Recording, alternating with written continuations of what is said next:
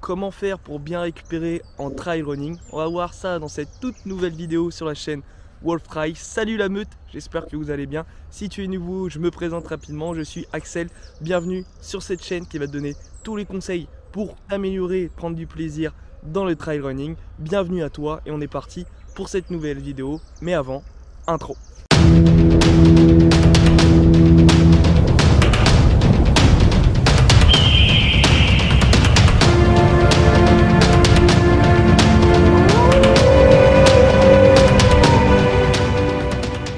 Yo la meute, j'espère que vous allez bien. Écoutez, on se retrouve une nouvelle fois encore après une petite sortie vélo tranquille pour éviter de trop courir et d'avoir trop d'impact au sol.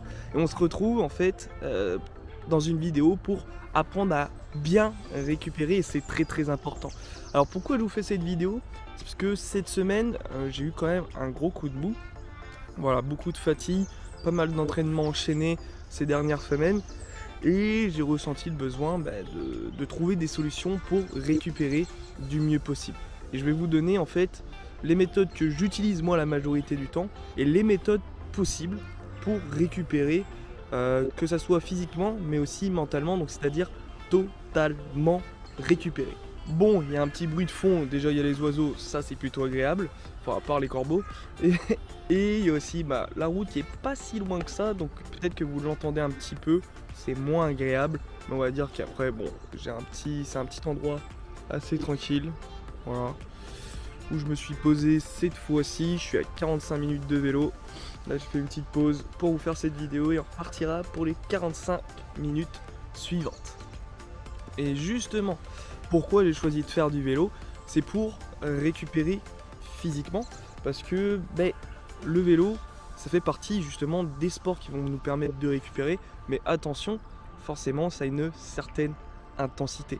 Vous retrouverez toujours votre fréquence cardiaque à 70% de votre fréquence cardiaque maximale, donc c'est-à-dire en dessous des 70%, vous serez en récupération. Et c'est intéressant parce qu'on continue quand même à avoir un rythme, à avoir une routine sportive qui est très intéressante tout en récupérant. On garde le corps en activité mais sans non plus le fatiguer. Mais on va avoir aussi d'autres sports comme la natation qui permet une bonne récupération et ça permet aussi à nos muscles d'avoir une autre approche et de pas toujours avoir ces fameux impacts au sol comme je le disais en début de vidéo, et le vélo permet ça aussi. Mais si on n'a pas accès à une piscine, qu'on n'a pas de vélo ou ce genre de choses, on peut toujours courir, en effet. Après, le problème c'est qu'on court toujours. Mentalement, ça commence à peut-être saturer un peu. Les genoux, les articulations, c'est possible aussi, selon sur la surface sur laquelle vous courez. Bon, j'ai coupé parce qu'il y a eu un petit avion qui est passé, ça faisait pas mal de bruit. Donc voilà, on a possibilité toujours de courir en forme de récupération, donc c'est-à-dire en dessous des 70% de ma fréquence cardiaque maximale, on sera en récupération. Mais ensuite, il y a plein d'autres éléments. Là, j'ai parlé de récupération à part des activités sportives. Mais maintenant, la nutrition est l'une des récupérations les plus essentielles. Donc, bien manger, équilibrer, s'apporter des bonnes choses, les protéines, les glucides, etc. Ça sera vraiment important pour vous pouvoir bien récupérer, avoir une bonne récupération musculaire, etc. Vraiment très important, et ça j'y m'y attache de plus en plus. Je parlais de nutrition et forcément l'hydratation a une place majoritaire dans cette récupération. Dans cette récupération, on aura aussi notre sommeil. Il est important, oui, de bien dormir. Dormir en moyenne 8 heures, c'est ce qui est conseillé. Moi personnellement, je dors 7 heures, je suis habitué, ça me permet de bien récupérer. Encore une fois, quand on veut être dans une journée récupération, on peut essayer de garder notre rythme à laquelle on se lève en fait, tous les jours. Moi j'ai gardé 6h30. Mais il peut aussi avoir des moments où 6h30 ça devient très lourd et on a besoin de se lever rien qu'à 7h30, 8h.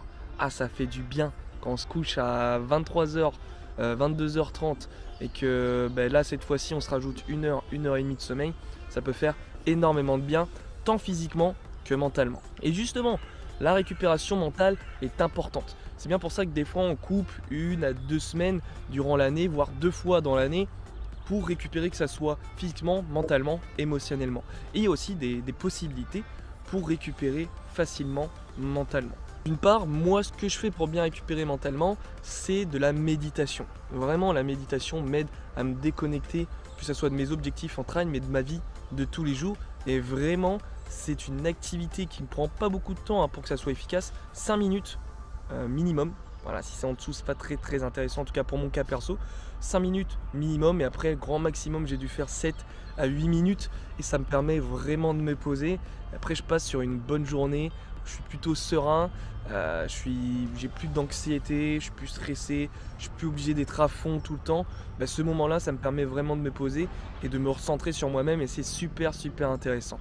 Et en d'autres activités, moi j'ai découvert il n'y a pas longtemps des cabines qui vous coupent de tous vos sens. Alors j'essaierai de faire une vidéo là-dessus plus spécifique, mais voilà, je vais afficher le nom s'il y a un nom. Et en fait, on est dans une cabine, j'ai appris ça, je ne l'ai pas fait. J'ai vu quelqu'un le faire et c'est très intéressant, je trouve.